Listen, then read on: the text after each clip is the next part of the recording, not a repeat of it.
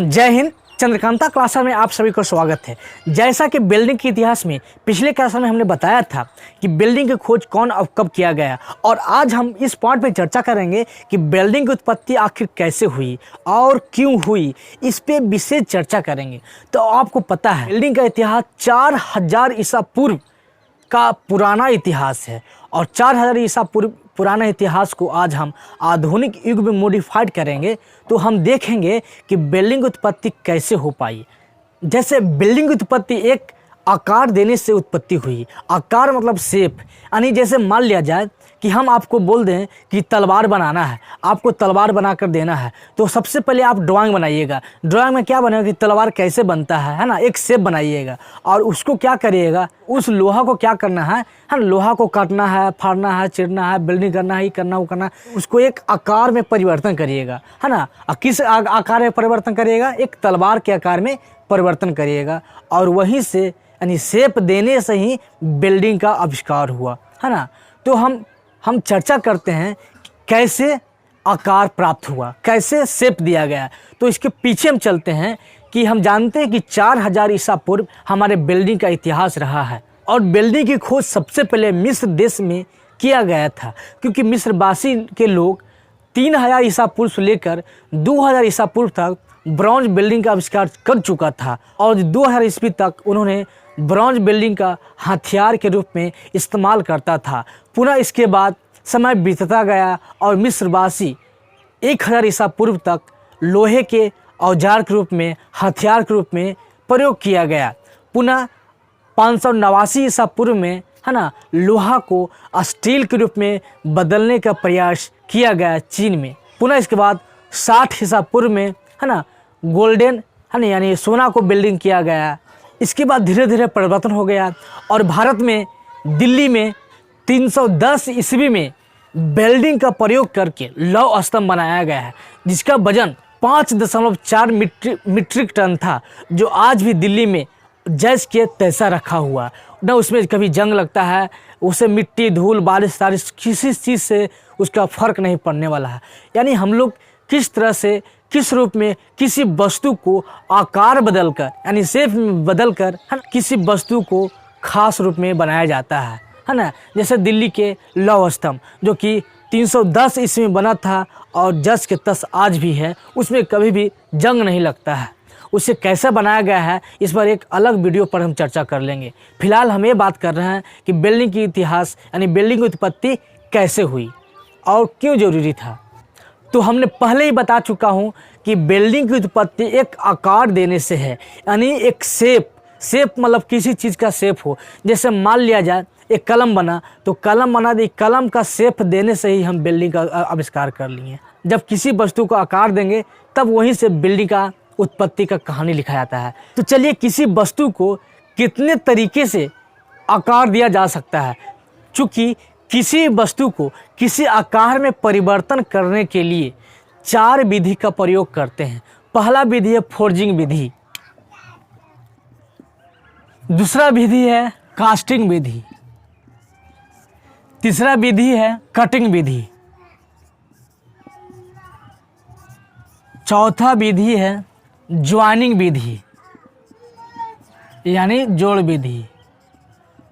और ज्वाइनिंग विधि से ही बिल्डिंग शब्द की उत्पत्ति हुई और बिल्डिंग का विकास हुआ। चलिए इसे हम बारी बारी से समझते हैं कि फोर्जिंग विधि होता क्या है। फोर्ज, है ना, फोर्जिंग विधि किसे कहते हैं, क्या होता है, चलिए इसे समझते हैं।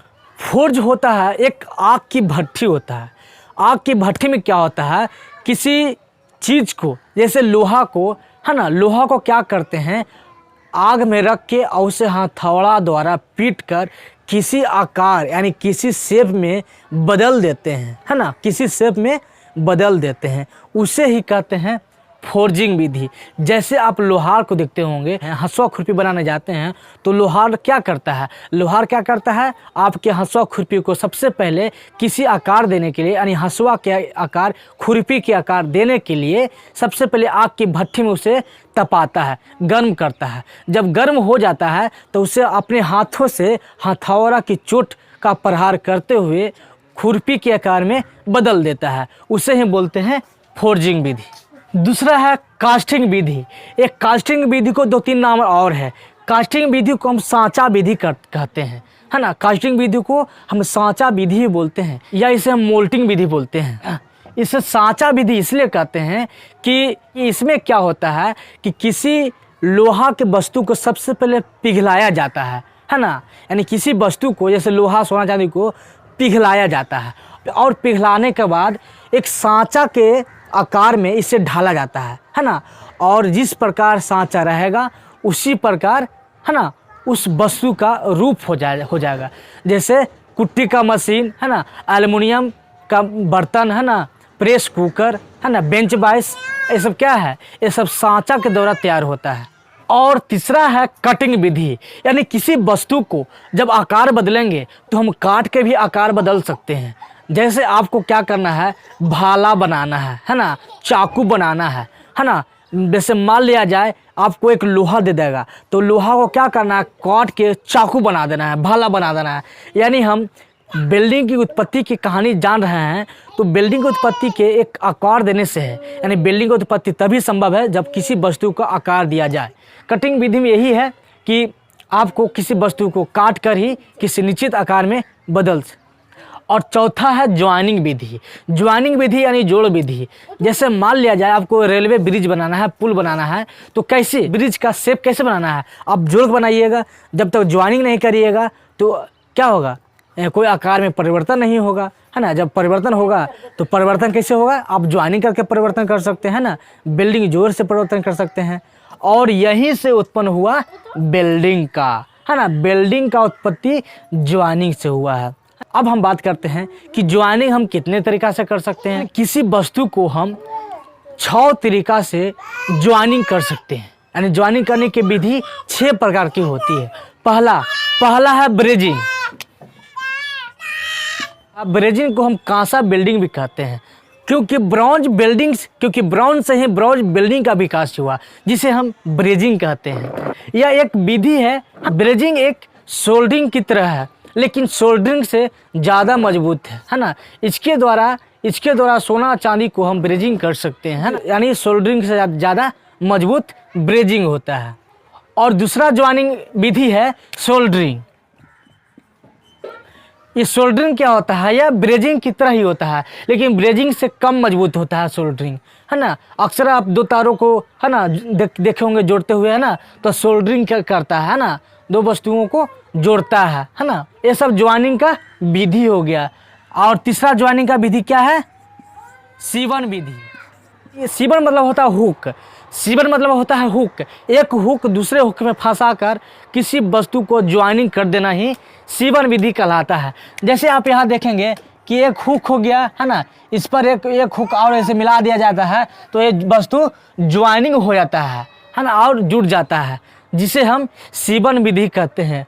और चौथा विधि है रिवेटिंग विधि। रिवेटिंग से कहते हैं जो कि किसी 2 वस्तुओं को बीच में ड्रिल मशीन द्वारा, है ना, एक रिवेट डालकर, है ना, उसे ज्वाइनिंग कर देते हैं, उसे हम कहते हैं रिवेटिंग।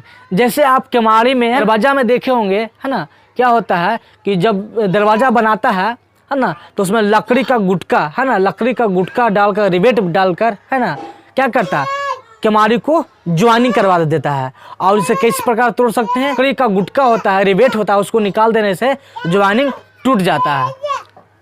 गए बेटी बक। और 5वां विधि है नट बोल्ट विधि।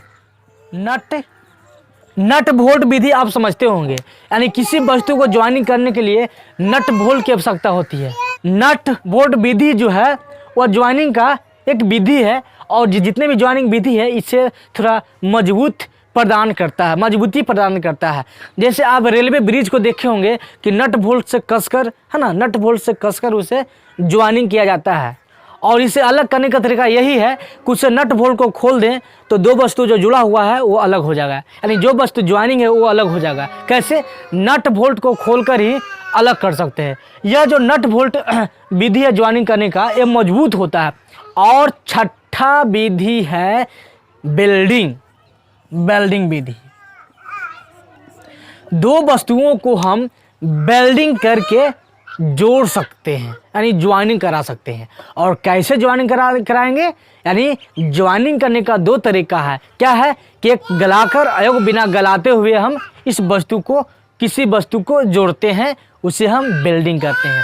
और यह वेल्डिंग जो होता है सभी प्रकार के ज्वाइनिंग विधि से मजबूत जोड़ प्रदान करता है और इसे किसी भी प्रकार से अलग नहीं किया जा सकता है।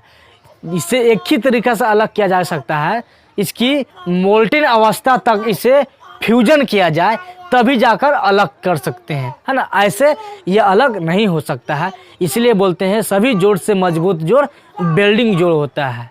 यानी दो वस्तुओं को अस्थायी तौर पर समांगी करके, यानी एक समान करके उसे ज्वाइनिंग करा देते हैं, उसे हम वेल्डिंग कहते हैं। अतः आपको समझ में आ गया है कि वेल्डिंग की उत्पत्ति कैसे हुई, है ना। वेल्डिंग की उत्पत्ति कैसे हुई, कितने प्रोसेस से, है ना, हमने गुजरा है। सबसे पहले आकार बदला और 4 प्रकार से हमने आकार बदला। ज्वाइनिंग को हम 6 विधि से किसी वस्तु को ज्वाइनिंग कर सकते हैं, है ना। पहला विधि है ब्रेजिंग, दूसरा है सोल्डिंग, तीसरा है सीवन, चौथा है रिवेटिंग और पांचवा है नट बोल्ट से और छठा है वेल्डिंग विधि से किसी वस्तु को, दो वस्तुओं को जोड़ सकते हैं।